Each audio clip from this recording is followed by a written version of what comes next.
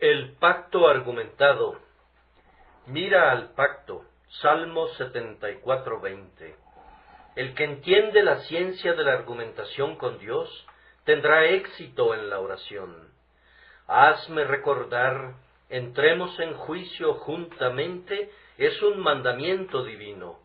Venid luego, dice Jehová, y estemos a cuenta, es una invitación sagrada. Presentad vuestras pruebas, dice el rey de Jacob, es una instrucción condescendiente en cuanto a la manera de salir victorioso en la suplicación. La argumentación es lucha, los argumentos son los apretones, los amagos, las agonías y los forcejeos con los que retenemos y vencemos al ángel del pacto. El humilde enunciado de nuestras necesidades no es algo sin valor, pero es ser capaz de dar razones y argumentos del por qué Dios debe oírnos, es ofrecer una oración potente y prevaleciente. Entre todos los argumentos que pueden ser usados en la argumentación con Dios, tal vez no haya otro más fuerte que este: mira al pacto.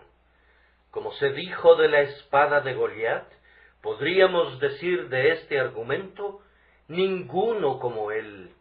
Si contamos con la palabra de Dios para una cosa, podemos muy bien orar: haz como has dicho, pues así como un hombre bueno solo necesita que se le recuerde su propia palabra para que sea inducido a guardarla, lo mismo sucede con nuestro Dios fiel.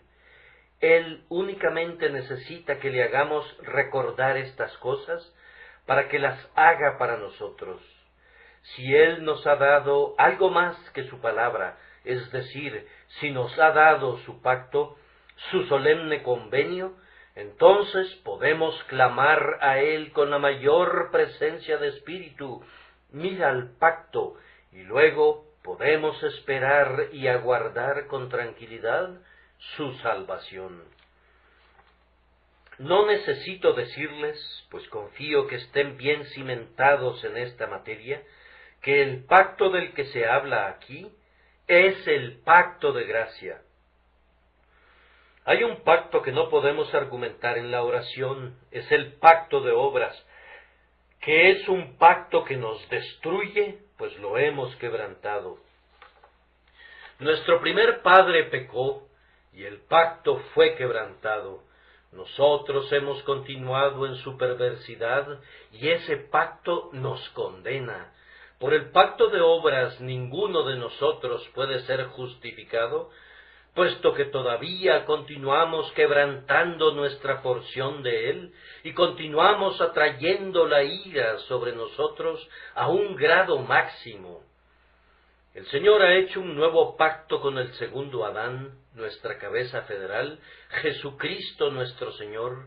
Es un pacto sin condiciones, excepto aquellas condiciones que Cristo ya ha cumplido, un pacto ordenado en todas las cosas y que será guardado, y que ahora se compone únicamente de promesas que van en este sentido: y seré a ellos por Dios, y ellos me serán a mí por pueblo, y les daré un corazón, y un espíritu nuevo pondré dentro de ellos, y los limpiaré de toda su maldad.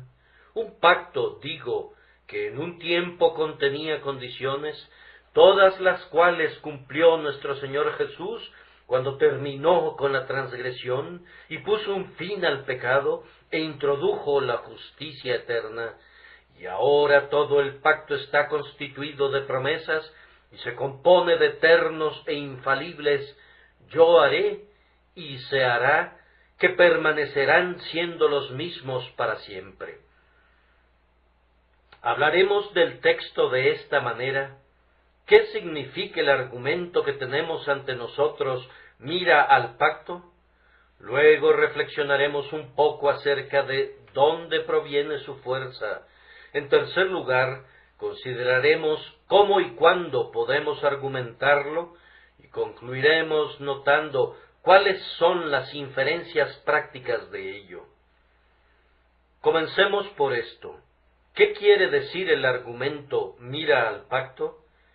Creemos que quiere decir esto: cumple tu pacto, oh Dios, no permitas que sea letra muerta, tú has dicho esto y aquello, haz ahora conforme a lo que has dicho. A ti te ha complacido hacer este pacto con tu pueblo, confirmándolo mediante la solemne sanción de juramento y sangre. Quieras ahora guardarlo. Has dicho y no lo harás. Nosotros estamos persuadidos de tu fidelidad. Entonces, permite que nuestros ojos contemplen que los compromisos del pacto sean cumplidos. Quiere decir, además, cumple todas las promesas de tu pacto, pues en verdad todas las promesas están ahora en el pacto. Todas ellas son sí y amén en Cristo Jesús, para la gloria de Dios por medio de nosotros. Y puedo decir sin apartarme de las Escrituras, que el pacto contiene en su sagrada carta constitucional cada palabra de gracia que ha venido del Altísimo, ya sea por la boca de profetas o de apóstoles, o por los labios del propio Jesucristo. El significado en este caso sería: Señor, guarda tus promesas relativas a tu pueblo. Estamos necesitados. Cumple ahora, oh Señor, tu promesa, para que no nos falte ninguna cosa buena. Aquí está otra de tus promesas: cuando pases por las aguas, yo estaré contigo. Estamos en medio de ríos de problemas. Te pedimos que estés con nosotros ahora. Redime tus promesas hechas a tus siervos. No permitas que se queden en los libros como letras que se burlan de nosotros, sino demuestra que querías decir lo que en efecto escribiste y dijiste, y permítenos ver que tú tienes el poder y la voluntad para hacer que cada jota y cada tilde de todo lo que has hablado sean cumplidas, pues no has dicho: el cielo y la tierra pasarán, pero mis palabras no pasarán. Oh, entonces te rogamos que mires a las promesas de tu pacto. En el contexto de nuestro texto, no hay duda de que el suplicante quería decir: oh Señor, no permitas que nada desvíe tus promesas. La iglesia se encontraba entonces en un estado muy terrible. El templo había sido incendiado y la asamblea fue quebrantada, la adoración a Dios había cesado y los emblemas idólatras estaban incluso en el lugar santo, donde una vez brilló la gloria de Dios.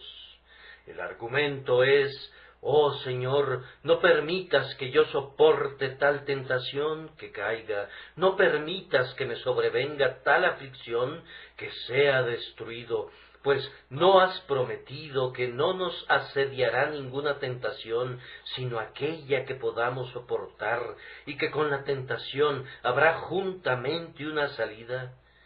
Mira ahora a tu pacto y ordena a tu providencia de tal manera que no nos suceda nada contrario a ese acuerdo divino. Y quiere decir también: ordena todo alrededor nuestro de tal manera que el pacto sea cumplido. ¿Está abatida tu iglesia? Levanta nuevamente hombres en su medio que prediquen el Evangelio con poder, para que sean el instrumento de su elevación.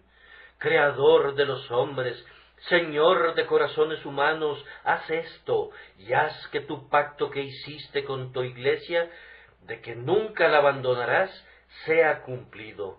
Los reyes de la tierra están en tu mano, todos los eventos están controlados por ti, tú ordenas todas las cosas, desde las ínfimas hasta las inmensas. Nada, por pequeño que sea, es demasiado pequeño para tu propósito, nada, por grande que sea, es demasiado grande para tu gobierno. Te pido que administres todo de tal manera que, al final, cada promesa de tu pacto sea cumplida para todo tu pueblo elegido. Yo pienso que ese es el significado del argumento. Mira al pacto, guárdalo y ve que sea guardado, cumple la promesa e impide que tus enemigos hagan daño a tus hijos. Es, en verdad, un precioso argumento. Y ahora veamos de dónde proviene su fuerza. Mira el pacto. Su fuerza proviene primero de la veracidad de Dios. Si fuese un pacto que es la hechura de un hombre, nosotros esperaríamos que el hombre lo guarde. Y el hombre que no guarda su pacto no goza de estima entre sus semejantes. Si un hombre ha dado su palabra, esa palabra es su obligación. Y si eso es firmado y sellado, entonces se convierte en algo más obligatorio, y el que no cumple con un pacto es considerado como que ha perdido su carácter entre los hombres. Dios no quiera que pensemos jamás que el Altísimo podría incumplir con su palabra. No es posible. Él puede hacer todas las cosas, excepto esta, no puede mentir. No es posible que alguna vez no sea veraz. Él ni siquiera puede cambiar. Las dádivas y el llamamiento de Dios son sin arrepentimiento. Él no puede alterar el dicho que ha salido de sus labios. Entonces, cuando venimos delante de Dios en oración, pidiendo una misericordia del pacto, contamos con su veracidad que nos apoya. Oh Dios, tú debes hacer esto, tú eres soberano, tú puedes hacer lo que quieras, pero tú te has obligado con ataduras que detienen tu majestad. Tú lo has dicho, y no es posible que te arrepientas de tu propia palabra. Cuán grande ha de ser nuestra fe cuando contamos con la verdad de Dios para apoyarnos en ella. Cómo deshonramos a nuestro Dios con nuestra débil fe, pues es virtualmente una sospecha de la fidelidad de nuestro Dios del pacto. A continuación, para apoyarnos en usar este argumento, tenemos el sagrado celo de Dios por su honor. Él mismo nos ha dicho que Él es un Dios celoso. Su nombre es celoso. Él tiene gran respeto a su honor entre los hijos de los hombres. Por eso, este fue el argumento de Moisés. ¿Qué dirá el enemigo? ¿Qué harás tú a tu grande nombre? Ahora, si el pacto de Dios pudiera ser tomado a la ligera, y si pudiera demostrarse que Él no ha guardado la promesa que hizo a sus criaturas, no sólo sería algo terrible para nosotros, sino que acarrearía una lastimosa deshonra sobre su nombre, y eso no sucederá nunca. Dios es demasiado puro y santo, y Él es también demasiado honorable para retractarse alguna vez de la palabra que hubiere dado a sus siervos. Si yo siento que casi he perdido mi pie, todavía puedo estar seguro de que no permitirá que perezca enteramente, ya que su honor sería manchado, pues Él ha dicho, no perecerán jamás, ni nadie las arrebatará de mi mano. Él podría entregarme a mis enemigos en razón de mis merecimientos, pues yo merezco ser destruido por ellos, pero entonces su honor está comprometido en salvar al más insignificante de su pueblo, y Él ha dicho, yo les doy vida eterna. Por tanto, en razón de su nombre, Él no permitirá que yo me convierta en presa del adversario, sino que me preservará también a mí para el día de su venida. He aquí un buen sostén para la fe. La siguiente reflexión que debería fortalecernos grandemente es el venerable carácter del pacto. Este pacto no fue una transacción de ayer. Este pacto fue realizado antes de que la tierra existiera. No podemos hablar de primero y de último con Dios, pero hablando a la manera de los hombres, el pacto de gracia es el primer pensamiento de Dios. Aunque nosotros usualmente ponemos el pacto de obras como revelado primero en orden de tiempo, sin embargo, de hecho, el pacto de gracia es el más antiguo de los dos. El pueblo de Dios no fue escogido ayer, sino desde antes de que existieran los cimientos del mundo. Y el Cordero que fue inmolado para ratificar ese pacto, aunque fue inmolado hace 1800 años, fue inmolado en el propósito divino desde antes de la fundación del mundo. Es un pacto muy antiguo, no hay nada tan antiguo. Dios tiene en gran estima ese pacto. No se trata de uno de esos pensamientos ligeros, no es uno de esos pensamientos que lo condujeron a crear el rocío de la mañana que se disuelve antes de que el día hubiere corrido su curso, o a formar las nubes que reflejan al sol poniente con gloria, pero que pronto pierden su esplendor, sino que este pacto de gracia es uno de sus grandiosos pensamientos, sí, es su eterno pensamiento, el pensamiento proveniente de lo más íntimo de su alma. Y debido a que es tan antiguo y que para Dios es un asunto tan importante, cuando nos acercamos a Él con este argumento en nuestra boca, no debemos permitir ser aturdidos por la incredulidad, sino que podemos abrir ampliamente nuestra boca, pues seguramente será llenada. He aquí tu pacto, oh Dios, que tú ordenaste desde tiempos antiguos por tu propia y espontánea voluntad soberana, un pacto en el que tu propio corazón es puesto al desnudo, y tu amor, que es tu mismo ser, es manifestado. Oh Dios, mira al pacto, y haz conforme has dicho, y cumple tu promesa a tu pueblo. Y esto no es todo, no es sino sólo el comienzo. No tendría tiempo en un sermón de mostrarles todas las razones que dan fuerza al argumento, pero aquí tenemos una. El pacto contiene un solemne endoso. La propia palabra que creó el universo es la palabra que habló el pacto. Pero, como si eso no bastara, viendo que somos incrédulos, Dios le ha agregado un juramento, y debido a que Él no puede jurar por otro mayor, ha jurado por sí mismo. Sería una blasfemia soñar que el Eterno pudiera hacer un perjuro, y Él ha incorporado su juramento a su pacto, para que, por dos cosas inmutables, en las cuales es imposible que Dios mienta, conceda un fortísimo consuelo a los herederos de la gracia. Pero, además, ese venerable pacto, así confirmado mediante un juramento, fue sellado con sangre. Jesús murió para ratificarlo. La sangre de su corazón roció esa carta magna de gracia de Dios para su pueblo.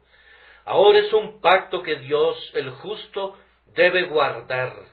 Jesús ha cumplido nuestro lado del pacto. Ha ejecutado al pie de la letra todas las exigencias de Dios para con el hombre. Nuestra fianza y nuestro sustituto ha guardado la ley, y a la vez ha sufrido todo lo que debía sufrir su pueblo debido al quebrantamiento de esa ley. Y ahora, ¿acaso no será veraz el Señor y el Padre Eterno, no será fiel a su propio Hijo? ¿Cómo podría rehusarle a su Hijo el gozo que puso delante de él y la recompensa que le prometió?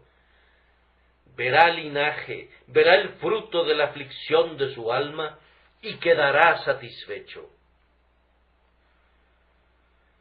Alma mía, la fidelidad de Dios para su pacto no es tanto un asunto entre tú y Dios, como entre Cristo y Dios, pues ahora es así. Cristo, como su representante, presenta su derecho delante del trono de la infinita justicia para la salvación de cada alma por la que derramó su sangre, y él debe recibir lo que ha comprado. ¡Oh, qué confianza hay aquí! Los derechos del Hijo, mezclados con el amor y la veracidad del Padre, hacen que el pacto sea ordenado en todas las cosas y guardado.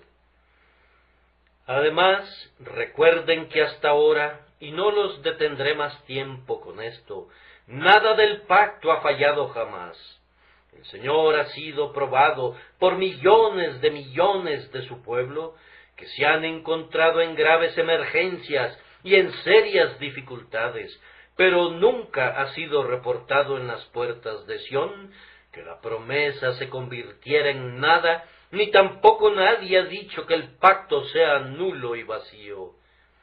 Pregúntenles a aquellos que les precedieron y que atravesaron aguas más profundas que ustedes.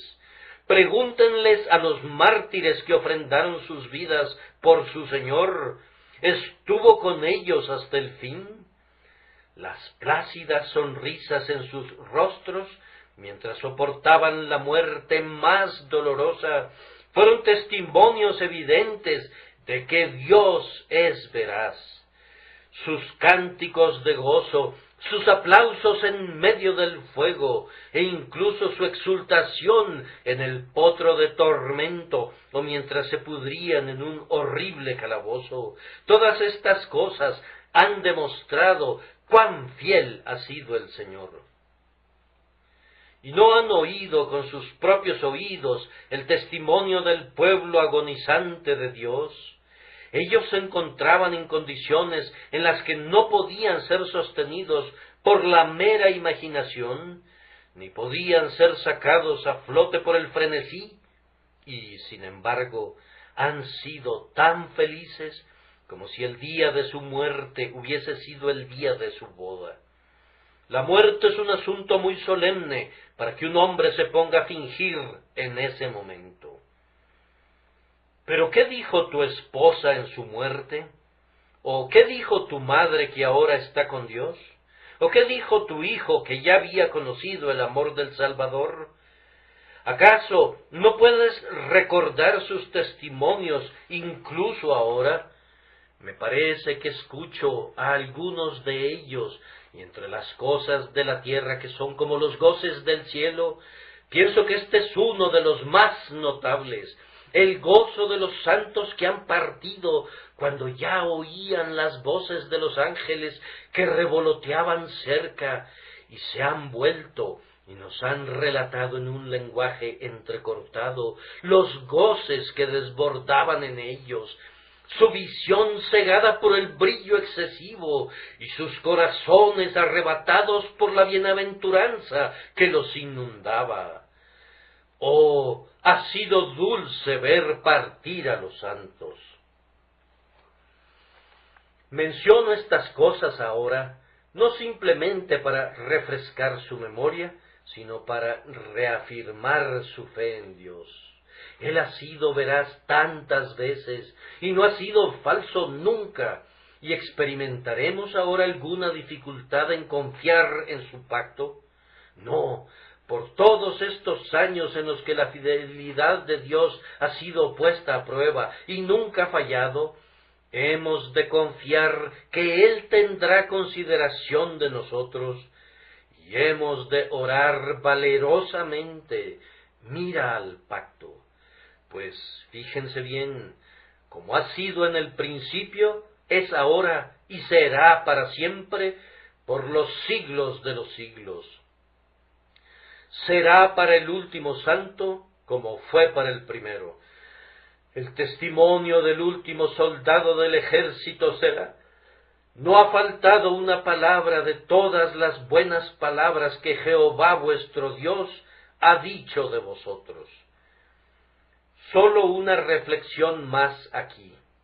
Nuestro Dios nos ha enseñado a muchos de nosotros a confiar en su nombre. A nosotros nos costó aprender la lección, y nada sino la omnipotencia podría habernos vuelto dispuestos a caminar por fe y no por la vista.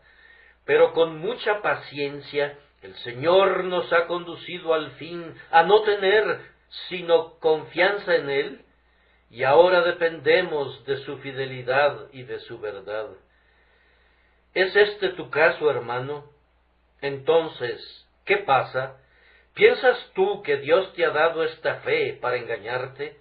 ¿Crees tú que te ha enseñado a confiar en su nombre y te ha llevado tan lejos para ponerte en vergüenza?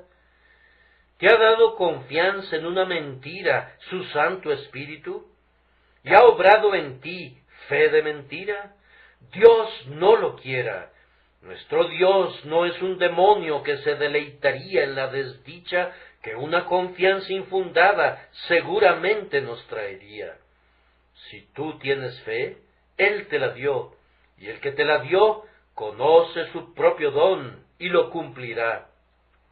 Él no ha sido falso nunca, ni siquiera para la fe más débil, y si tu fe es grande, descubrirás que Él es más grande que tu fe, aun cuando tu fe esté en su máximo límite. Por tanto, debes tener mucho ánimo. El hecho de que creas debe animarte a decir: ahora, oh Señor, he puesto mi confianza en ti, ¿y acaso podrías fallarme? Yo, un pobre gusano, no tengo ninguna confianza, sino sólo en tu amado nombre. ¿Y acaso me abandonarías? No tengo ningún refugio, sino sólo en tus heridas, oh Jesús. No tengo ninguna esperanza, sino sólo en tu sacrificio expiatorio. No tengo ninguna luz, sino sólo tu luz. ¿Podrías tú desecharme? No es posible que el Señor deseche a uno que confíe de esta manera en Él. ¿Podría alguna mujer olvidar a su bebé de pecho como para no tener compasión del hijo de sus entrañas? ¿Puede alguien de nosotros olvidar a sus hijos cuando confían tiernamente en nosotros en los días de su debilidad? No, el Señor no es un monstruo, Él es tierno y lleno de compasión, fiel y veraz, y Jesús es un amigo que es más fiel que un hermano. El propio hecho de que nos ha dado fe en su pacto debería ayudarnos a suplicar: mira al pacto. Habiéndoles mostrado así, queridos amigos, el significado del argumento y de dónde procede su fuerza, haré ahora una pausa por un minuto y comentaré cómo y cuándo puede ser argumentado ese pacto. Primero, puede ser argumentado bajo un sentido de pecado, cuando el alma siente su culpabilidad.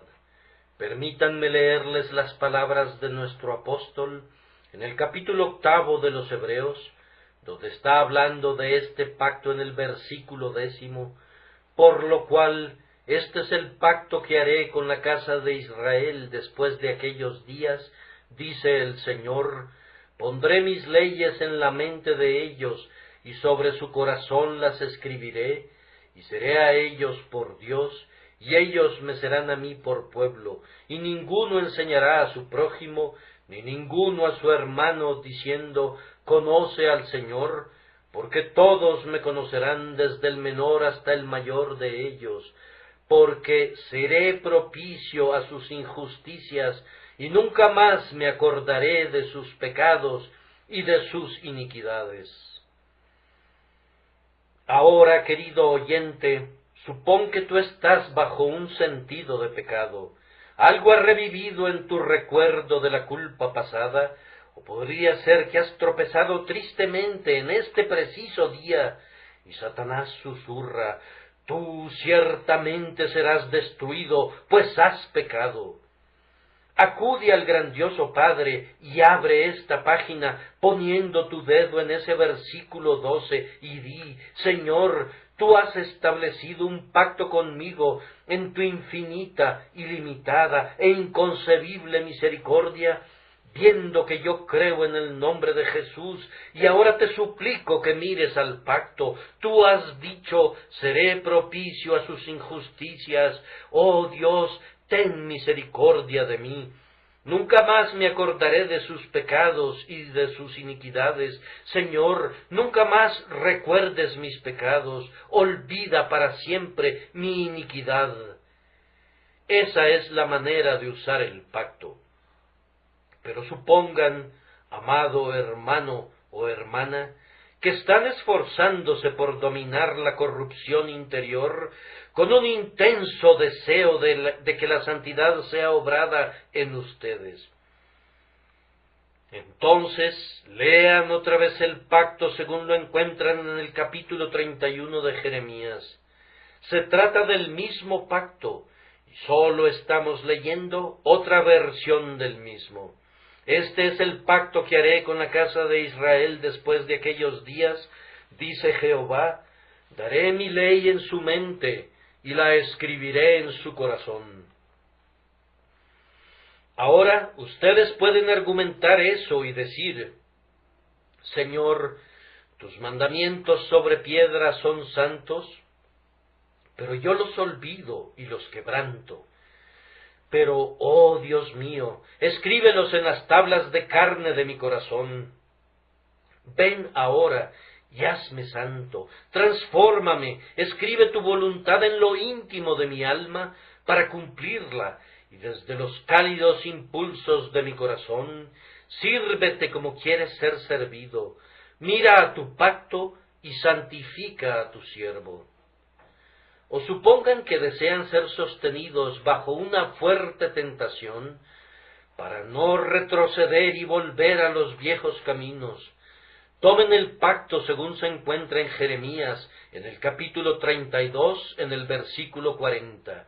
Fíjense en esos versículos y apréndanlos de memoria, pues podrían ser de una gran ayuda para ustedes alguno de estos días. Lean el versículo 40 del capítulo 32 de Jeremías. Y haré con ellos pacto eterno, que no me volveré atrás de hacerles bien, y pondré mi temor en el corazón de ellos, para que no se aparten de mí. Ahora vayan y digan, oh Señor, casi estoy agotado, y me dicen que finalmente caeré. Pero, oh mi Dios y Señor, allí está tu palabra, pon tu temor en mi corazón, y cumple tu promesa que no me apartaré de ti. Este es el camino seguro a la perseverancia final. Así podría llevarles a través de las diversas necesidades del pueblo de Dios y mostrarles que al buscar que sean remediadas, pueden clamar muy justamente, mira al pacto. Por ejemplo, supongan que se encuentran en gran turbación de mente y necesitaran consuelo.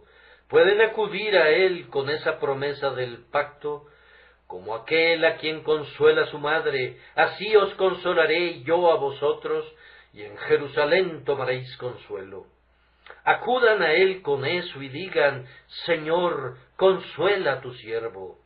O si nos acaeciese un problema, no en cuanto a nosotros, sino para la Iglesia, cuán dulce es acudir al Señor y decir, tu pacto va en este sentido, las puertas del Hades no prevalecerán contra ella. Oh Señor, parecería que van a prevalecer, interpón tu fortaleza y salva a tu Iglesia. Si sucediese alguna vez que estén buscando la conversión de los impíos y deseando ver salvados a los pecadores, y el mundo pareciera muy oscuro, miren al texto nuevamente, el versículo completo. Mira al pacto, porque los lugares tenebrosos de la tierra están llenos de habitaciones de violencia, a lo cual pueden agregar, pero tú has dicho que tu gloria cubrirá la tierra, y que verá toda carne la salvación de Dios. Señor, mira a tu pacto, ayuda a nuestros misioneros, haz progresar a tu evangelio, ordena al poderoso ángel que vuele por en medio del cielo para que predique el evangelio eterno a toda criatura. Vamos, es una gran oración misionera, mira al pacto. Amados, es una espada de dos filos que debe ser usada en todas las condiciones de contienda, y es un bálsamo santo de Galaad que podrá sanar en cualquier condición de sufrimiento. Y ahora concluyo con esta última pregunta: ¿cuáles son las inferencias prácticas de todo esto? Mira al pacto. Vamos, si le pedimos a Dios que mire al pacto, nosotros mismos hemos de mirarlo, y debemos hacerlo de esta manera. Mirémoslo con agradecimiento. Bendigamos al Señor porque condescendió a entrar en un pacto con nosotros. ¿Qué podría haber en nosotros para darnos siquiera una promesa y mucho más para hacer un pacto con nosotros? Bendito sea su amado nombre, constituye el dulce tema de nuestros himnos en la tierra y será el tema de nuestros cánticos en el cielo. A continuación, mirémoslo con fe. Si es el pacto de Dios, no lo deshonremos, permanece firme. ¿Por qué vacilamos ante él por causa de la incredulidad? Su propia obra de gracia es tan fuerte como la que construyó los cielos. La voz que impulsa las estrellas habla todas las promesas. A continuación, mirémoslo con júbilo. Despertemos nuestras arpas y unámonos a David en alabanza. No es así mi casa para con Dios, sin embargo, Él ha hecho conmigo pacto perpetuo. Aquí hay lo suficiente para establecer un cielo en nuestros corazones, mientras estemos todavía aquí abajo. El Señor ha entrado en un pacto de gracia y paz con nosotros, y Él nos bendecirá para siempre. Luego, mirémoslo con celo. No permitan nunca que el pacto de obras sea mezclado con él. Odien esa predicación. No digo menos que eso. Odien esa predicación que no discrimina entre el pacto de obras y el pacto de gracia, pues es predicación mortal y predicación condenatoria. Siempre tienen que tener una línea recta y clara aquí entre lo que es del hombre y lo que es de Dios, pues maldito el varón que confía en el hombre y pone carne por su brazo. Y si ustedes han comenzado con el Espíritu bajo este pacto, no piensen en ser hechos perfectos en la carne bajo otro pacto. Sean santos bajo los preceptos del Padre Celestial, pero no sean legales bajo el látigo del capataz. No regresen a la servidumbre de la ley, pues no están bajo la ley, sino bajo la gracia. Por último, mirémoslo en la práctica. Todos han de ver que el pacto de gracia, a la vez que es su apoyo, es también su deleite. Estén preparados para hablar de él a los demás, estén listos a mostrar que el efecto de su gracia en ustedes es digno de Dios, puesto que tiene un efecto purificador en su vida. El que posee esta esperanza se purifica, así como Él es puro.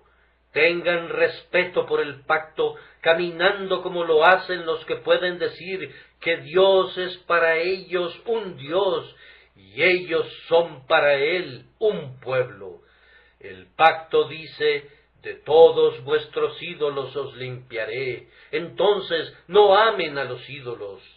El pacto dice: esparciré sobre vosotros agua limpia y seréis limpiados. Entonces sean limpios ustedes que están bajo el pacto, y que el Señor los preserve y haga que su pacto sea su blasón en la tierra y su cántico por siempre en el cielo.